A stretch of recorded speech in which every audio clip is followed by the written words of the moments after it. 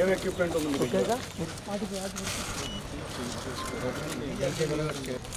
వీటికేమో నీట్గా తయారు చేసి ఇది బ్రాడ్కాస్టింగ్ సరిగ్గా చూపు ఓరియంటేషన్ మీరు పెట్టే మీకు కామెంటేటర్ కోసం కాదు, కామన్ యూసేజ్గా కావాలి. ఎన్ని ఉన్నాయంటే ఎన్ని ఉన్నాయి ఈ ఫ్లోర్ అంతా గుడ్డలు పెట్టడం ఉంటాయి.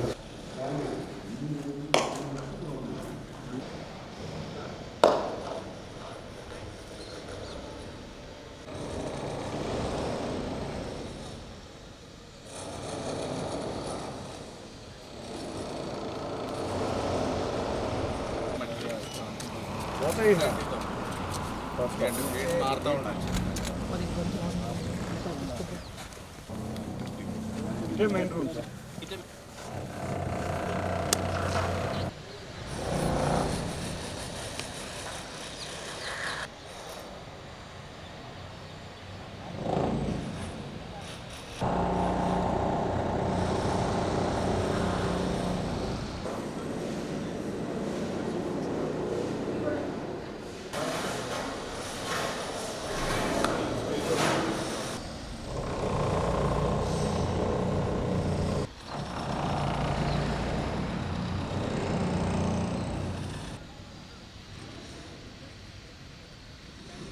ఇవాళ నిన్న మాకు విజయవాడలో ఆంధ్ర క్రికెట్ అసోసియేషన్ ఆఫీస్లో జరిగిన మీటింగ్ అనంతరం ఇవాళ నేను మా గౌరవ సెక్రటరీ గారు సానా సతీష్ గారు ఇవాళ మంగళగిరి అంతేకాకుండా మూలపాడు స్టేడియంలో ప్రారంభించడానికి వచ్చాం.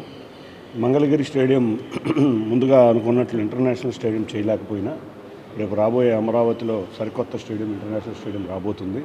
దానిలో భాగంగా మంగళగిరిలో ఉన్న ఎగ్జిస్టింగ్ బిల్డింగ్ని చక్కటి స్టేడియం అంటే డొమెస్టిక్ క్రికెట్ ఆడే విధంగా లీగ్ మ్యాచ్లు, జోనల్ మ్యాచ్లు ఆడే విధంగా ఇక్కడ స్టేడియంను డెవలప్ చేయడమే కాకుండా రేపు రాబోయే కాలంలో ఏపీఎల్ని ఆంధ్రప్రదేశ్ మొత్తానికి తీసుకెళ్దామనే ఆలోచనతో ముందుకు వెళ్తాను. ఆ ఏపీఎల్కి హెడ్ ఆఫీస్ కింద మంగళగిరి స్టేడియంని పెడదాం.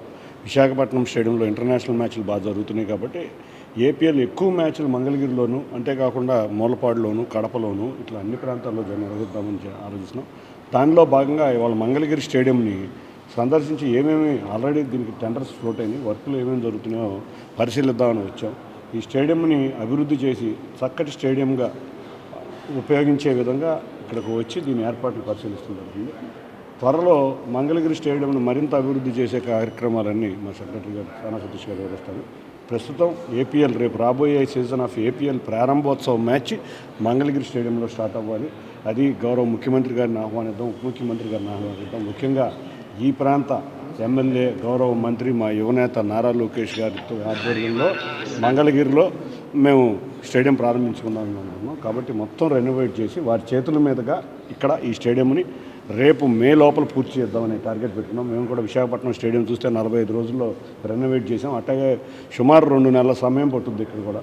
దీన్ని మొత్తం అంతా బాగు చేసి ప్రేక్షకులు కూర్చునే విధంగా, అంతేకాకుండా ఏపీఎల్ మ్యాచ్లు జరిగేటట్టు సుమారు 5 కోట్లతో లైట్లు పెట్టడం, స్టాండ్స్ బాగు చేయటం, బాగా పైకి వెళ్ళే స్టాండ్స్లో చూస్తే చాలా ఇబ్బందికర పరిస్థితులు ఉన్నాయి. ఆ స్టాండ్లు మూసివేయటం, నీట్గా తయారు చేసి స్టేడియంని ఒక చక్కటి స్టేడియంగా అభివృద్ధి చేయటమే లక్ష్యంగా ఇక్కడికి రావడం జరిగింది.